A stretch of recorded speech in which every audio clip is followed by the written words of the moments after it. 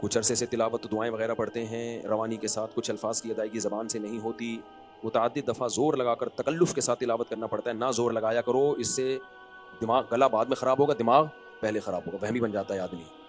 Normally بس روانی سے پڑھیں، اور اگر قرآن پڑھنا نہیں آتا کسی قاری سے سیکھنا شروع کر دیں اور پڑھتے رہیں. بس زور وور زیادہ نہ لگایا کریں، وہمی ہو جاتے ہیں. میں نے بہت لوگوں کو پاگل ہوتے ہوئے دیکھا ہے، ایسے پاگل ہوئے ہیں کہ پھر ٹھیک ہی نہیں ہوئے، وہ صحتیں بھی برباد ہو گئی ڈپریشن میں جا جا کے.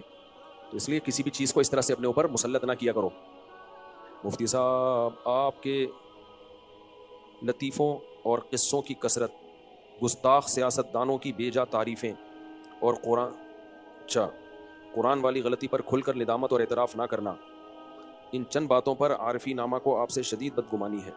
آپ اعتراف یا وضاحت کچھ تو کریں. اچھا، ورنہ نور العارفین صاحب اپنا دم توڑ جائیں گے. توڑ دیں بھائی، نور العارفین صاحب جو بھی ہیں، جو توڑ سکتے ہیں توڑ دیں. کون سے گستاخ سیاستدان کی میں نے حمایت کی ہے بھائی؟ اور پہلی جملہ کیا تھا؟ قصوں اور کہانیاں. تو جو بھی قصے کہانی ہوتے ہیں کوئی سبق کے لیے ہوتے ہیں، بلا وجہ کوئی شو تو نہیں ہو رہا ہوتا یہاں پہ. اور 1-1.5 گھنٹے کا بیان ہوتا ہے، اس میں چند لطیفے آ جاتے ہیں جو کوئی موٹیویشن کے لیے ہوتے ہیں. وہ تو اچھا ہے، اس سے فائدہ ہوتا ہے لوگوں کو. اور باقی جو بات ہے وہ قصے کیوں دوبارہ چھیڑ رہے ہیں؟ اس پہ پوری وضاحت ہی میں 1 گھنٹے کا کلپ بھی ریکارڈ کروا دیا میں نے، اور اس پہ پوری وضاحت دے دی، تو ختم ہو گئی بات. پھر بھی کسی کو چھیڑنا ہے تو چھیڑ دیں. ابھی کوئی مولوی صاحب میرے خلاف کفر کے فتوے دے رہے ہیں ہر جمعے کو، یہ کافر ہو گیا، اس کے پیچھے جو نماز پڑھے وہ بھی کافر ہو گیا. ہر پھر اگلے دن بیان ہوگا، اگلے جمعے میں پھر بیان، یہ کافر ہو گیا، اس کے پیچھے جو نماز پڑھے وہ بھی کافر ہو گیا. قریب میں ہی ہے، ہماری کمیٹی والے پہنچ گئے اس کے پاس تفتیش کے لیے. یہ نہیں کہ اس کو منع کرنے، کمیٹی کے بعض لوگ منع کرنے نہیں، پوچھنے کے لیے کہ واقعی ہمارے امام صاحب کافر ہو گئے. مجھے بڑا غصہ آیا. میں نے کمیٹی کے چند جو 2-4 لوگ پہنچے تھے، سب نہیں. میں نے کہا تم کیوں اس کے پاس جا رہے ہو نالائقو؟ کہہ رہے نہیں وہ بھی مفتی ہے. میں نے کہا بھائی وہ روحانی عامل ہے، وہ بنیان سنتا ہے عورتوں کے، حقیقت ہے. وہ مفتی کہاں سے ہو گیا؟ اب اس کو تکلیف مجھ سے یہ نہیں ہے کہ میں نے کیا کہا کیا نہیں کہا، اس کو تکلیف ہے کہ میں عاملوں کے خلاف بولتا ہوں، تو اس کو تو موقع چاہیے مجھ پہ کفر کا فتویٰ لگانے کا. اور میں نے کہا دوسری بات، اگر تم نے اس کے فتوے کو ماننا ہے تو تم سب کا نکاح تو ٹوٹ گیا. پھر وہ تو یہ کہہ رہا ہے جو اس کے پیچھے نماز پڑھتا ہے اس کا نکاح ٹوٹ گیا. میں نے کہا رنڈوے ہو اس وقت، تو تم لوگ رنڈوے ہو. تو فتنہ فساد الگ چیز ہے، اصلاح الگ چیز ہے. تو سوسائٹی میں اصلاح کی کوشش کیا کرو، فساد کی کوشش مت کیا کرو. اگر کوئی کسی کو قتل کرے، باقی جو گستاخ سیاستدانوں کی حمایت، تو بتاؤ نا کون گستاخ سیاستدان ہے جس کی میں نے حمایت کی ہے؟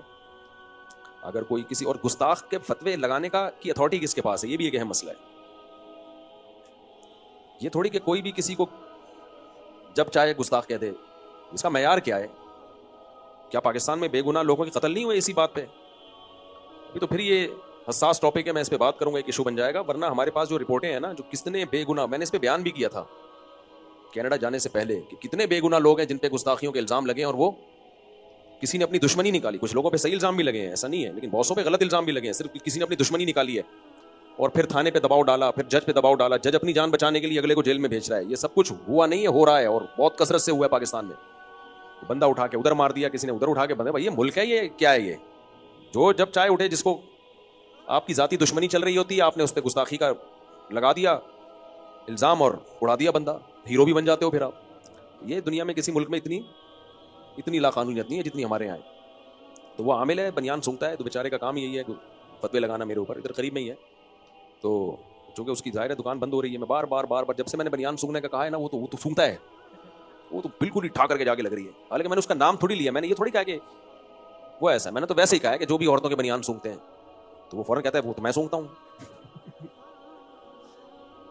دھوبی کو آپ اپنا بنیان دو نا میلا، اور کو تو اس کو سونگ، تاکہ پتہ چلے کتنا گندا ہے، تاکہ صرف اس حساب سے ڈالے. وہ سونگے گا کبھی بھی نہیں. ہوگا تیرا بنیان ہے، میں کیوں سونگوں؟ ڈائریکٹ مشین میں ڈالوں گا میں اس کو. لیکن یہ عامل لوگ، ان کو شرم نہیں آتی دوسروں کے بنیان سونگتے ہوئے. انسان اپنی بدبو برداشت کرتا ہے. دیکھو آپ واش روم میں 1 گھنٹہ بیٹھا رہتا ہے انسان، حالانکہ بدبو آ رہی ہوتی ہے. لوگ دروازے بجا کے تھک جاتے ہیں، نہیں نکلتا. اپنی بدبو سے کسی کو نفرت نہیں ہوتی، لیکن کوئی اور واش روم سے آئے ہو، آپ جیسے ہی جاؤ گے کیسے ناک پکڑ کے گھوم رہا ہوتا ہے. انسان کی فطرت ہے بھائی، اپنا بنیان برداشت ہو جاتا ہے، دوسرے کا بنیان برداشت نہیں ہوتا. یہ عاملوں کا ظرف ہے، دوسروں کا بنیان سونگتے ہیں وہ.